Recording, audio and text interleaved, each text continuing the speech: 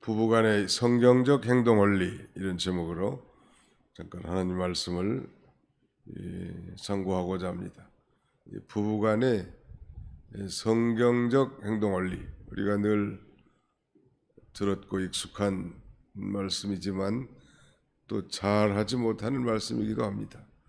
성경은 도대체 우리 부부가 어떻게 행동할 것을 가르치는가, 특별히 먼저 아내들에게 이렇게 길게 6절에 대해서 말씀하시고 7절에서는 남편들에게도 이렇게 권면하고 있는데, 저는 오늘 아침 어떤 생각이 드는가 하면 이 아내에게 주신 교리, 도리도 행동 원리도 남편이 해야 될 것 같고, 또 남편에게 주신 행동 원리도 우리 아내들도 해야 될 것 같아요.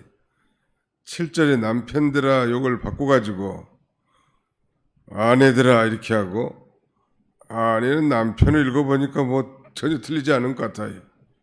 아내들아 이와 같이 지식을 따라 너희 남편과 동거하고 그녀를 더 연약한 그릇이요 또 생명의 은혜를 함께 이어받을 자로 하라. 귀히 여기라. 이는 너희 기도가 막히지 아니하게 하려 함이라. 좀 시대가 좀 바꿔져 가지고 말이죠. 아내가 남편 같고 남편이 아내 같은 그런 시대를 살고 있는지도 모르겠습니다. 아무튼 이 성경은 부부간에 어떻게 행동해야 될지 그 행동 원리에 대해서 아내에게 2가지를 또 남편에게 2가지를 추려서 본다면, 아내에 대해서는 남편에게 순종하라는 것 첫째는, 그 다음에는 2번째는 이 속사람을 단장하라는 거예요. 우리 본문에는 4절에 오직 마음에 숨은 사람을 온유하고 안정한 심령에 썩지 않을 것으로 하라. 이는 하나님 앞에 값진 것이니라. 마음에 숨은 사람, 속사람을 단장하라는 것.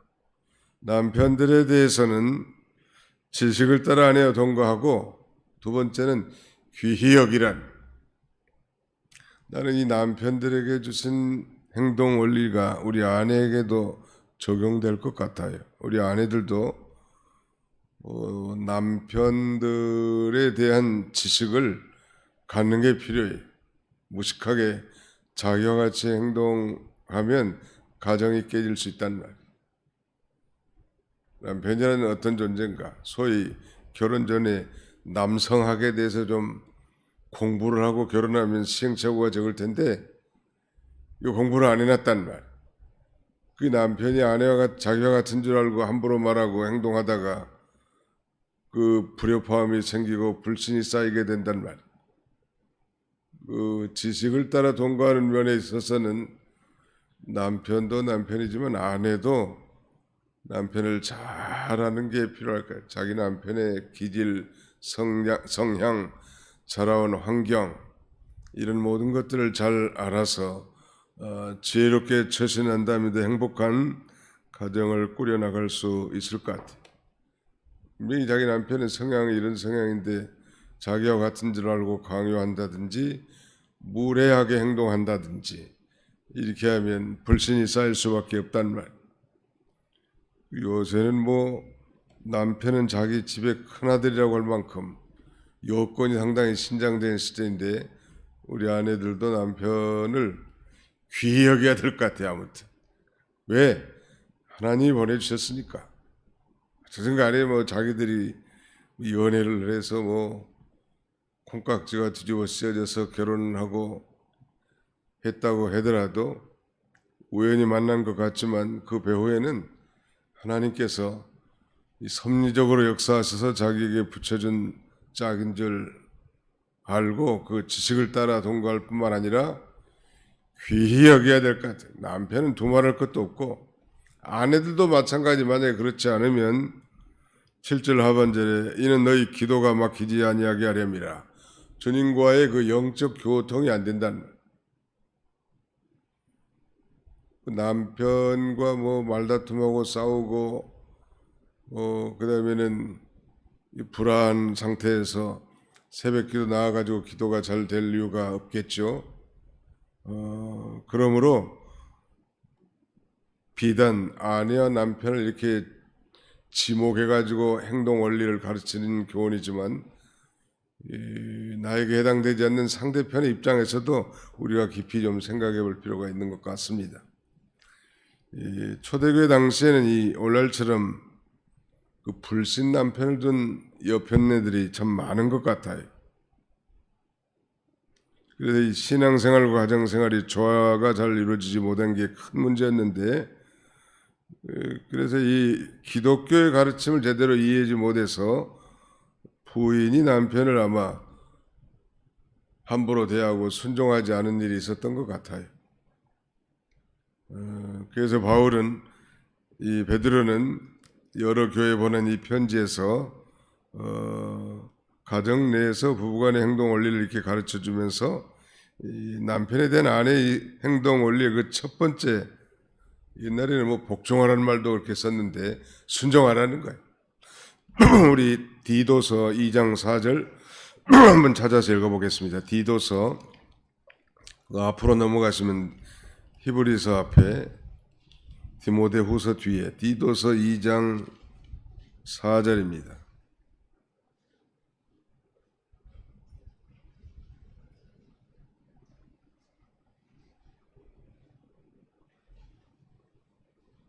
(4절) (5절) 같이 한번 읽어봅시다. 시작.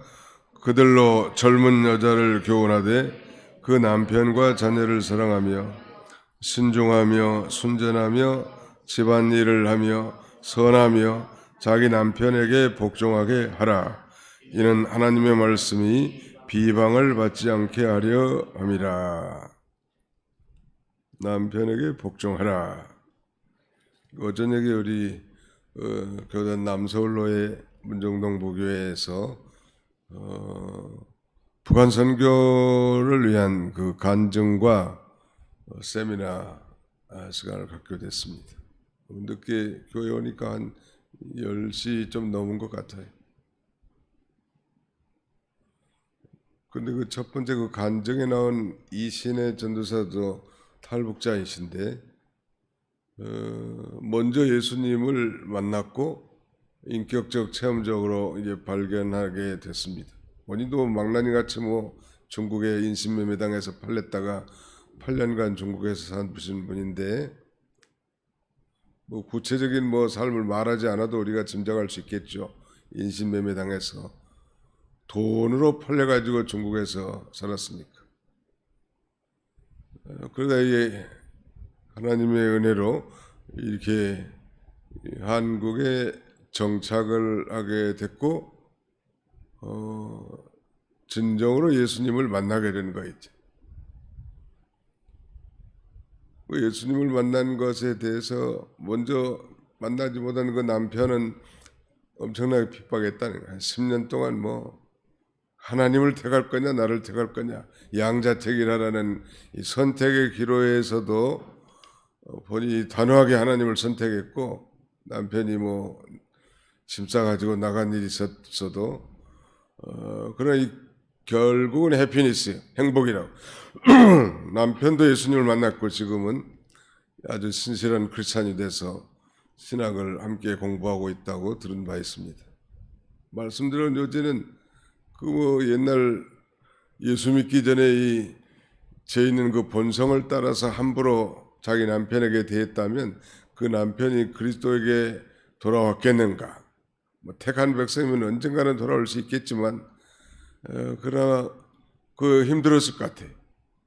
그러나 아내의 그 변화된 모습과 주님을 향한 일편단심, 이런 모습들을 아내가 다 남편이 봤단 말이에요. 아내의 그 모습들을.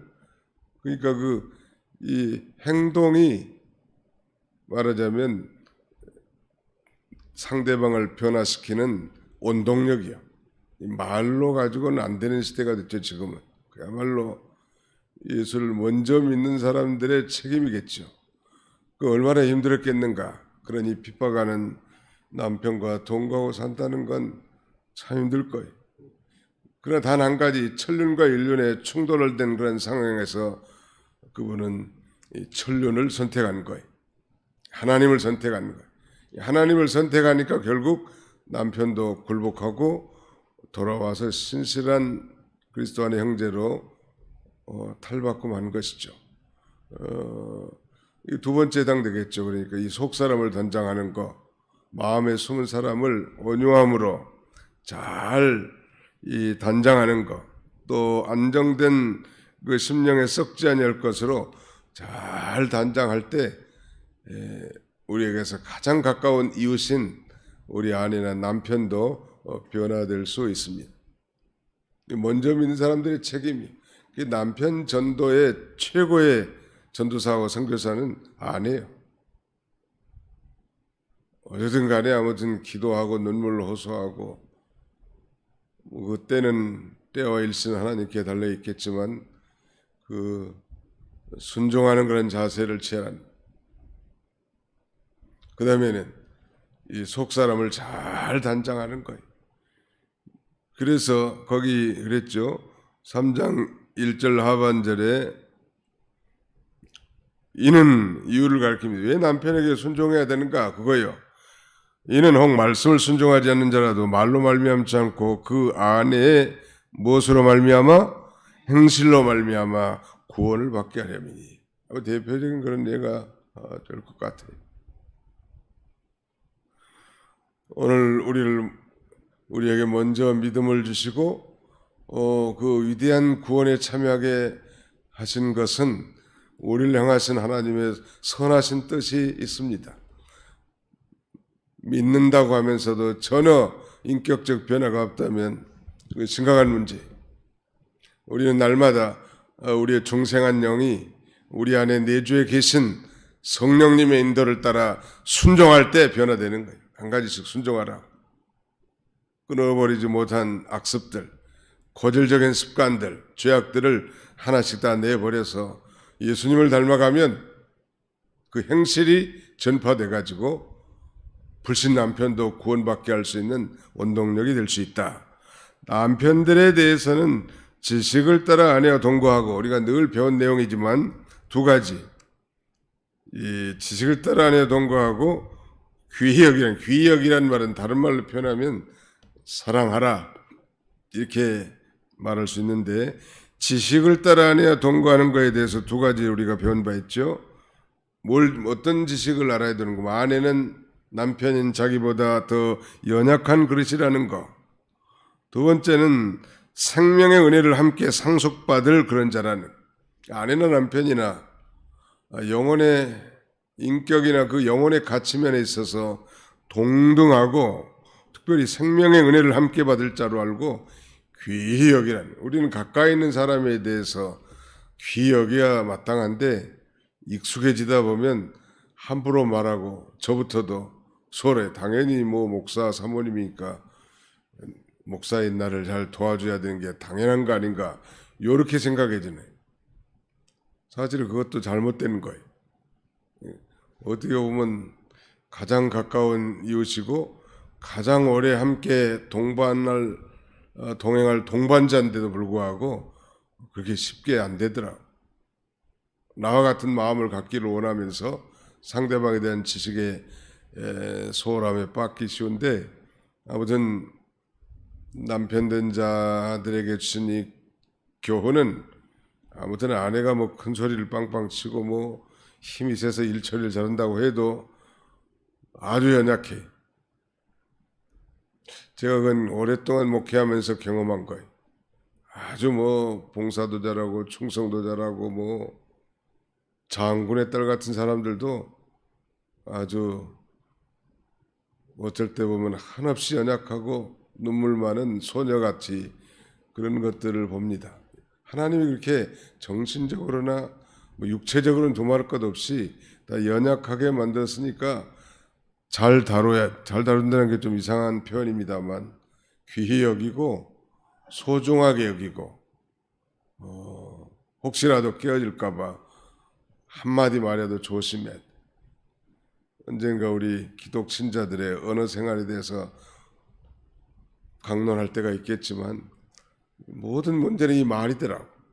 이 말로 상대방을 죽이고 정죄하고 판단하고 비방하는 이 말의 마귀가 들어가 가지고 습관적으로 이렇게 사는 인생을 산다면 그거 부끄러운 거예요. 사실 크리스찬이라면 이제 언어에도 변화가 있어야 합니다. 주님, 오늘도 하루를 살 건데 이 혀를 통하여 많은 사람들을 세우고 위로하고 소망을 주고 격려하는 그런 언어 생활하게 주옵소서. 하나님 앞에 기도. 왜? 잘 안 되니까. 우리는 그냥 감정이 솟아나는 대로 혀를 통해서 바로 나와버리거든요. 한번 심호흡을 하고 그 다음에 한번 거른다면 훨씬 더 죄를 적게 지을 것 같습니다. 아내도 남편을 귀히 여기고 남편이 어떤 존재인지를 잘 아는 게 좀 필요할 것 같아요. 아내들도 남편 자기하고 같이 사니까 잘 아는 것 같아도 잘 몰라요. 제가 보니까. 제가 보면 언제까지 모를까? 죽을 때까지 잘 모를 것 같아요. 남편이 아내를, 아내가 남편을. 그러니까 죽을 때까지 연구하고 공부하고 자기가 하나님 앞에 귀를 기울이다 보면 좀 이해가 되지 않겠는가 싶습니다. 부부의 성경적인 행동 원리, 자신에게 해당된 건 물론 고찰하겠지만 상대편에 대한 교훈도 우리가 한번 새삼 되새김질하면서 아름다운 가정을 이루고, 이미 이제 싱글로 된 어르신들은 우리 자녀손들의 가정이 그런 가정이 되도록 구체적으로 하나님 앞에 기도해야 할 것입니다. 이런 복된 가정들 다 되시기를 주님의 이름으로 축원합니다. 기도합시다. 살아계신 하나님 아버지께서 성경에 이렇게 일일이 부부가 과연 어떻게 행동해야 옳은 것인지 이 성경적 영적 교훈을 우리에게 주신 것을 참으로 감사합니다. 늘 듣고 늘 배우면서도 불구하고 잘하지 못했고 참으로 형편없고 부족한 자들입니다. 그러나 우리에게 소망이 있음은 우리는 성령을 받은 중생한 크리스찬이요 하나님의 말씀의 법이 우리에게 있사오니 늘 이 말씀을 묵상하고 암송하며 기억하면서 하나님 앞에 그런 거룩한 부녀들, 거룩한 남편들이 다 되도록 우리 하나님께서 은총을 나려 주시옵소서. 자비로우신 우리 아버지 하나님, 특별히 우리 도봉교에 속한 우리 모든 가정들이 다 회복되고 형통하고 행복한 가정이 되도록 우리 하나님께서 은총을 나려 주시옵소서. 믿음 안에서 아름다운 가정들이 세워지게 하시고 우리 젊은 이 처자를 둔 우리 부모들에게 저들의 간절한 기도와 소원이 아버지 하늘에 상달되어 아름다운 믿음의 가정들이 많이 결실을 맺을 수 있도록 하나님이여 은혜 나려 주시옵소서.